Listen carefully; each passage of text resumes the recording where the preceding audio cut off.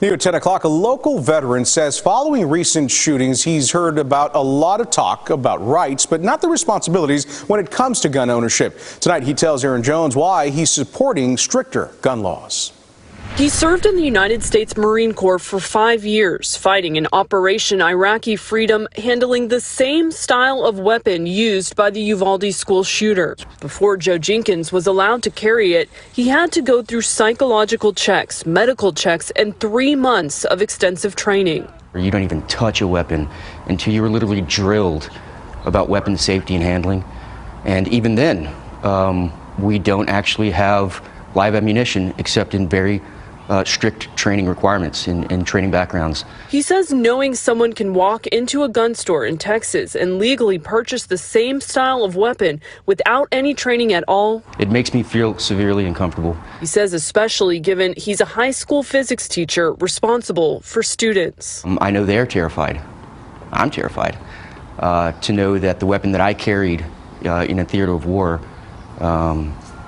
could come through the back door of my school. I know what that gun can do. With the universal background checks, red flag laws, waiting periods, maybe raising the minimum age, just some level of accountability that you don't see anywhere. Why can't we treat everyone like we would treat a private in the United States Marine Corps when it comes to gun safety? Why? And I have to say respectfully that I disagree.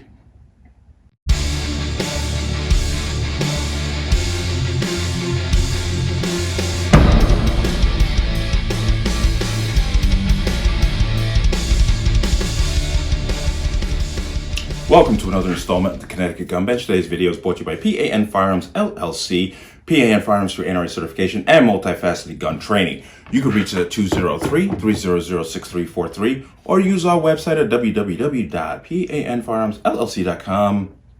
As always, there'll be a link in the description box below. Let's talk about this. I came across this video and it was actually done, back in May. This was, he's a retired Marine talking about gun control in the United States and what his thoughts are. Now, there are two separate videos. The one you saw in the opening was another retired Marine giving his opinion on the matter. And I'm gonna play this one here because I say I disagree with what they're saying because they're trying to compare the military to civilian life and it doesn't really work. But I also wanna say today is Veterans Day. So I say, congratulations to all of you who put on the uniform. If all statistics say that only 2.3% of the population in the United States actually serves in the military. And that's a real shame. But kudos and thumbs up to all of you who put on the uniform. As you know, I am, if you don't know, I am actually a Marine myself. And you're never an ex-Marine. People always make that joke. The term is former Marine. So I want to say to all the leathernecks and swabbies and chair force and army dogs, this is all for you and your day, and we should be cherished. But I'm gonna jump into this video, and now I'm using this video just once again to talk about what he's saying here. So I'm gonna have to break it up because there might be a copyright, but I'm gonna jump in and out because I'm going to have a lot to say about this. But let me go ahead and play this video. And just to let you know that my comments here are also in response to the opening video and the gentleman who spoke in the beginning there. But let's go ahead and watch that. My name is Matthew Gordon. I'm a retired United States Marine and spent 2 years as a rifle pistol coach at Weapons Training Battalion, Virginia. I was sitting and thinking, if I was in Congress, what would be the bill that I would put forward right now? It was like an epiphany hit me that, wait a minute, we're restricted while we're in the Marine Corps up to a certain rank if you're living on base. You're not allowed to just freely possess your weapon on base. Okay, so what he's saying there, what it is privates to sergeants cannot have a private-owned firearm on base. But that is more of a rank issue, not an age issue, which you're going to hear him talk about a little bit later on. Okay, I know, I know for people who are serving and who have served, there are higher ranks, staff sergeants, lieutenants, who are 20 years old. So it's not an age issue, it's a rank issue. And I'm going to kind of preface this by saying, when you join the military, you have no constitutional rights. You don't have right to freedom of speech. You don't have the right to privacy in your own home or unlawful search and seizure. You gave all that up when you signed that contract. That is the biggest glaring difference between civilian life and military life. So if the military tells you you can't do something, even something that's unconstitutional, you have no say. But if we're going to implement these restrictions on service members who are defending the Constitution, it only makes sense to me that that same restriction would be imposed on civilians out in, the real world, in the Marine. And once again, as I said, in the military dictates everything. You literally signed your life to them. They can tell you what you can and cannot do. As I said before, even if it's unconstitutional, you have no say. Marine Corps, if you are a private through a sergeant and you're living in the barracks and you personally own a firearm, not the firearm that is issued to you, but your personally owned firearm, you are restricted on where that firearm is allowed to be stored. You are not allowed to keep it in your barracks room. You have to go in. And that's because Clinton, past President Clinton, signed a law into law to prevent military people from keeping firearms or be able to carry their firearms on base, private firearms, not necessarily the one that they're issued. So if he has a beef with that, he needs to take it up with the president. Go and register it with the provost marshal's office on base. Then they issue you a receipt showing you where your weapon will be stored and when you can check that weapon out. The Marine Corps, the finest fighting force on the planet, is saying that those individuals should not be responsible for firearms in their barracks rooms. That's not the way it is in the civilian world. Once again, in the military dictates everything. You sign a contract with them. They dictate everything. But you also can't choose your roommate. You can't, in the civilian world, you can choose who your roommates are. You can throw them out at any point in time for whatever grievance you have. In the military, you don't have that say. It's completely different. It's a different lifestyle. In the civilian world, you can walk into a gun store and walk out with 2 AR-15s and 1,600 rounds of ammo and just go live your life. Why is that? Now, and some of you should know this, I spent 20 years selling firearms under an FFL, 20 years. I can't even count the number of active duty military personnel who came to my shop in uniform, some without, and I sold them these very weapons that he claims, or firearms, that he claims are such a problem. Once again, it's not a gun issue. Is the Marine Corps more restrictive with Marines than a kid who's 18 years old and hasn't graduated high school is in the state of Texas? What? Okay, you have to be 18 in Texas to buy a rifle. 18. The average age of the high school graduate is, 17? You're out of high school at that point in time. So once again, that doesn't align with the facts of the matter. Okay? What I would like to see is some level of training and some level of recertification every single year to show that you're not only proficient with the weapon that you're doing, but you understand that weapon. Doing like a 3-step kind of permit process where you have to go to an 8-hour gun safety course specifically for the weapon that you are looking to purchase. You have to go spend a day on the range proving that you're safe and competent in the handling of said weapon. And then third is a permit that states that you will safely store and maintain your weapon so that if it ever does show up being used in a crime, you're held liable for it. That's a bit too broad.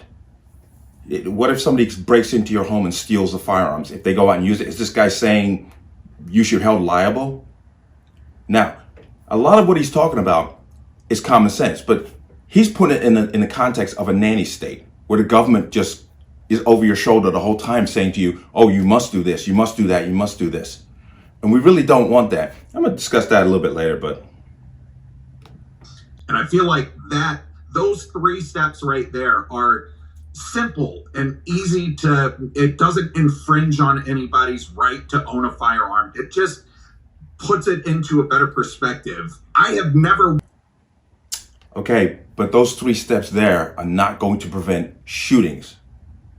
He's not addressing the core problem. He's just talking, he's acting as if the firearm is the end all to violence. Once again, he's coming up short with his explanation here. Once been a person that says we need to round up all the guns and just ban them forever.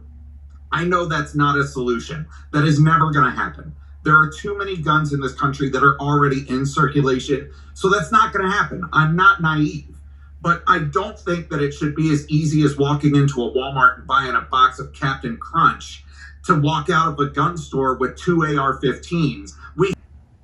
And that, once again, is not, it doesn't align with the facts. It doesn't work like that.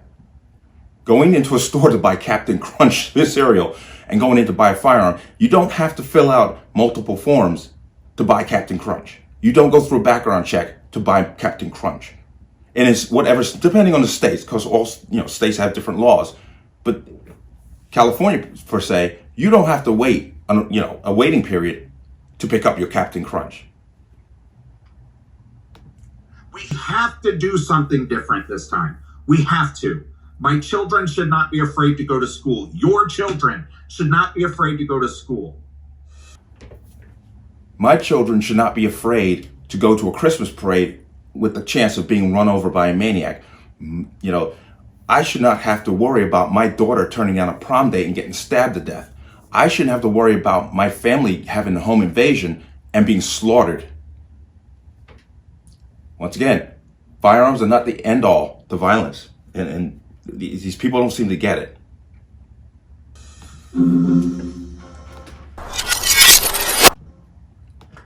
All right, you heard that and you saw that. Now, you heard me say prior that, and I'm just gonna open this up real quick. Give me 2 seconds because I have to do this. You heard me say up front, the Marine Corps or the military and civilian life are two different lifestyles. And I don't want, is he advocating for the government to become your commanding officer? I absolutely have a huge problem with that. But as I said, when you sign that contract with the military, they dictate your entire life, every aspect of your life. And it's completely different than being out in the civilian world under the Constitution. You technically don't have constitutional rights in the military for all intentional purposes, okay? And I've said it that military members do have, those who don't live on base who are private to sergeant, do have their own personal firearms off base.